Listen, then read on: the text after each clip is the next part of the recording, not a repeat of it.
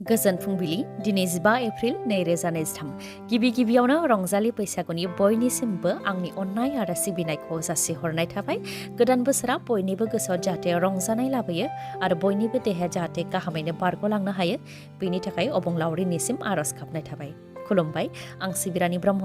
नोंथांमोनखौ SB Bodo News चेनेलाव बयखौबो बरायबाय। नोंथाङा जुदि चेनेलाव गोदानबा सानफ्रोमबो सानसेयारि खौरांखौ मोननो थाखाय SB Bodo News चेनेलखौ साबस्क्राइब खालामनानै लानो हागोन, लोगोसे बेल आइकनखौबो क्लिक खालामनो हागोन जाहाथे खौरां फोसावनाय लोगो लोगोनो नोंथांनाव खौराङा गिबिसिन सौहैयो। आसा खालामो नोंथाङा खौरांखौ मोजां मोनगोन आरो खौरांखौ जोबजासे खोनासंगोन होननानैबो आसा खालामनाय थाबाय।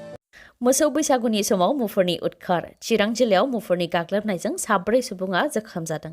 चिरां जिल्लानि आमगुरिनि मादारपुराव जादों बे गाग्लोबनाय जाथाया। मुफुरनि गाग्लोबनायजों जोखोम जानाय 4 सुबुंनि मुङा फारियै इमाम हासान, आब्दुल जलिल, जियारुल आरो गुबुन सासे। मुफुरजों गाग्लोबनायनि उनाव 3खौ काजलगावनि JSB सोरखारि देहा फाहामसालियाव थिसननो गोनां जादों आरो गुबुन सासेया गोब्राबथार जोखोम जानायलाय बरपेटानि Fakhruddin Ali Ahmed medical college and हस्पिटालाव थिसननो गोनां जादों। फोरमायथिनाय बायदिब्ला गोबाव समनिफ्रायनो मुफुरा मोनसे गोथौ हाखराव दंबाय थायोमोन, जायखौ हाग्रा बिफान आरो पुलिसफोरनोबो मिथिहोखानाय जादोंमोन आरो बिथांमोनहाबो बेनि सायाव नोजोर लाखिबाय थादोंमोन। नाथाय नुसनियाव इमाम हासान आरो गुबुन 3 मुफुरजों गाग्लोबजादों, जायजों बिथांमोनहा गोब्राबै जोखोम जानो गोनां जादों। मोजां मोननायखौ आजावैनि थाखाय गाज्रि सोलो आरो दुथांनि गाज्रि सोलोनि थाखाय सासे सिख्लानि जिउ खहा। दुगैबाय थानाय समाव स्रोदै भिडिअ सेबखांनानै भिडिअ भाइरेल खालामनायनि उनाव सिख्लानि जिउ खहा।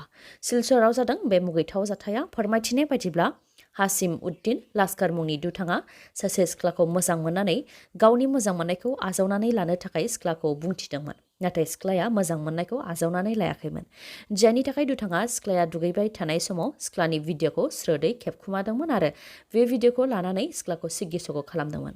बेबायदि खालामसेयावबो सिख्लाया गावखौ मोजां मोनिलाय उनाव भिडिअखौ भाइरेल खालामनानै होदोंमोन दुथाङा। बेनि उनावनो सिख्लाया भिडिअखौ नुनानै गावनि जिउखौ फोजोबनानै लादों। कलकातायाव जारिमिन सोरजिबाय। भारतनि मादावनो गिबिसिनै दै सिङाव मेट्र' रेल खारनानै ट्रायल खालामनायाव जाफुंसार जानो हानानै कलकाताया जारिमिन सोरजिबाय। बे मेट्र' रेलआ एस्प्लेनेडनिफ्राय हावड़ा मैदानसिम खारगोन, जेराव हुगली दैमानि सिङाव 520 मिटारनि गोलाव टानेलजों मेट्र' रेलआ खारगोन। दैनि सिङाव मेट्र' रेल खारनायखौ ट्रायल खालामनाया 5 निफ्राय 7 दानसिम थागोन। बेनि उनावसो सरासनस्रा सुबुंफोरनि थाखाय बेखेवनानै होगोन। मख'नो गोनांदि दै सिङाव मेट्र' रेल खारजेननायनि बे हाबाफारियाव कलकाता मेट्र' रेलनि सिनियर अफिसारफोरा बाहागो लादों आरो दैनि सिङाव मेट्र' रेलगारि खारनाया कलकातायाव मेट्र' रेलगारि खारजेननायनि 40 बोसोरनि उनाव बेनो गिबि खेब आरो दानिया कलकातायावबो लन्दन, पेरिस, निउयर्क बायदिफोराव दै सिङाव मेट्र' रेलगारि खारनाय बायदि खारसिगोन। मख'नो गोनांदि हुगली दैमानि गोथौथिया 13 मिटार आरो टानेलखौ दैनि सानि 26 मिटार गोथौआव बानायनाय जादों। गिथावना जाथाय। गुबुनजों मोजां मोननायनि सन्देहआव सासे बर' सिख्लाखौ गुबुन हारिनि हौवाया बुथारदों। तेजपुराव नुजाथिदों गिथावना जाथाय। गुबुनजों मोजां मोननायनि सन्देहआव बुथारजानो गोनां जादों मनिषा बर'आ। गुबैयै मनिषा बर'आ सनितपुर जिल्ला थेलामारानि बोरिगामिनि थागिबि आरो बिथाङा तेजपुराव पान्जाब नेशनेल बेंकआव साख्रि मावोमोन। लोगोसे बिथाङा तेजपुरावनो भारा लानानैबो थायोमोन। गुबुन हारिनि सेंग्रा थेलामारानिनो देबासिस खारा मुंनि सेंग्राजों मोजां मोनलायोमोन मनिषा बर'आ। नाथाय मनिषा बर'खौ गुबुनजों मोजां मोननायनि सन्देह खालामनानै मनिषा बर'नि भारा थाग्रा खथायावनो बिथांखौ बुथारदों। खौरां बिजोंफोराव गोसारनाय बायदिब्ला मनिषा बर'आ देबासिस खारानि अनगायैबो गुबुन सेंग्राखौ मोजां मोनोमोन आरो देबासिस खाराखौ गावखौ गारनो थाखाय थिनदोंमोन।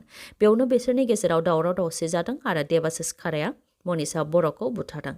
जाथाय खालामखांनायनि उनाव दायनिगिरि देबासिस खाराया खारनानै दङ। गुबुन फारसेथिं बे बुथारनाय केसावनो मनिषा बर'नि गुबुन सासे मोजां मोननाय सेंग्राजों लोगोसे गुबुन 2 गासै 3खौ पुलिसा हमबाय।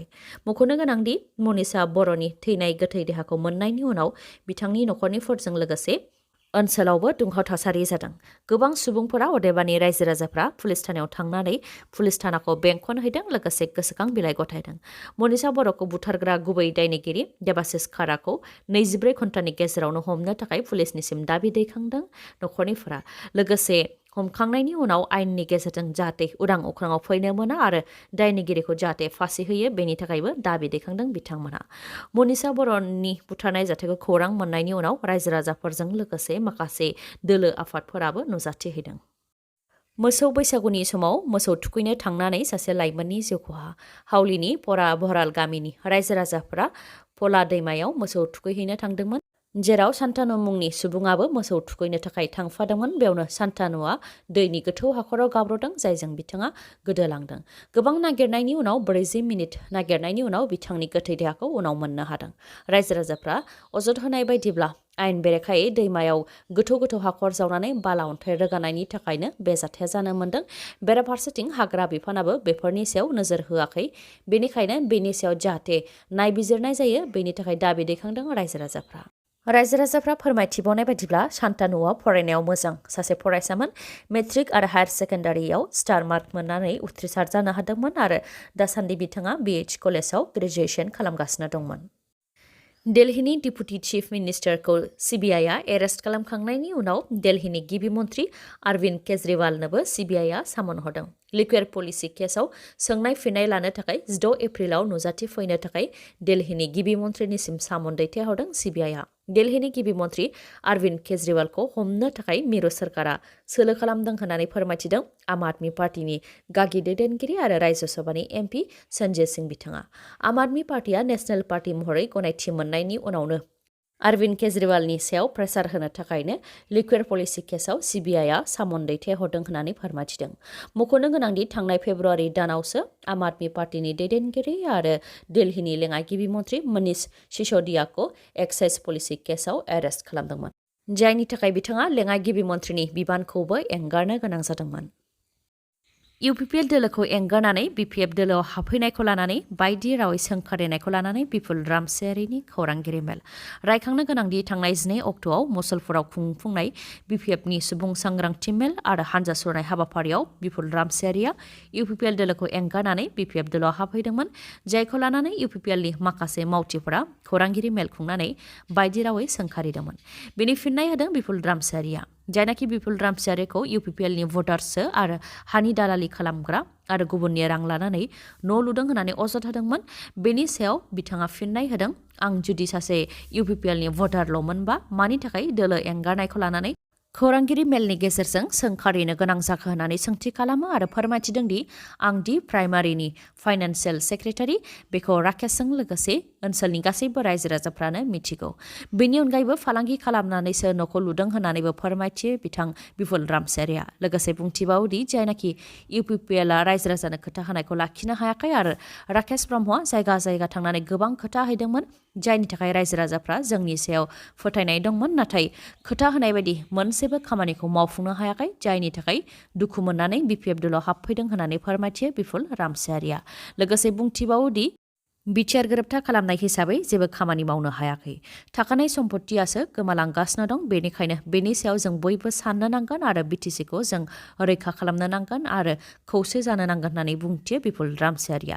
बेनि अनगायैबो BPF दोलोआव हाबफैनायखौ लानानै जायफोरा खौरांगिरि मेलनि गेजेरजों सोंखारिदोंमोन बिथांमोननिफ्रायनो माखासेया BPFआव हाबफैनायनि खोथाखौ बुंथिदोंमोन आरो 1000 सुबुं लानानै BPF दोलोआव हाबफैनायनि खोथाबो बुंथिदोंमोन होननानै फोरमायथियो बिपुल रामसियारिया।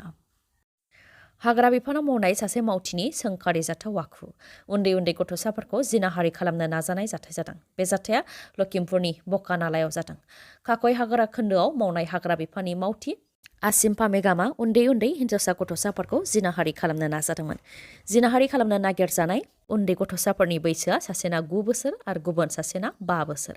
फोरमायथिनाय बायदिब्ला लामायाव गेलेफुबाय थानाय समावनो लब दिन्थिनानै दुथाङा गुबुन जायगा फारसे लांदोंमोन। बेनि उनाव उन्दै गथ'साफोरखौ जिनाहारि खालामनो नाजादोंमोन, नाथाय उन्दै गथ'साफोरा खुनुरुखुमै खारग'बोनो हादों। उनाव जाथायनि सोमोन्दै न'खराव खोन्थाफैनो खाबु मोनदों। बेनि उनावनो पुलिसनो मिथिहोनायाव पुलिसआ दा दुथांखौ हमनानै लांबाय। दिनैनि भिडिअ'आ एसेनोसै। गाबोन आरो गोदान भिडिअ'जों लोगो मोनफिनबावगोन। नोंथाङा दासिमबो आंनि चेनेलखौ साबस्क्राइब खालामाखैबा अन्नानै साबस्क्राइब खालामदो, लोगोसे लाइक, कमेन्ट आरो शेयार खालामनो दाबाव। गोजोन्थों।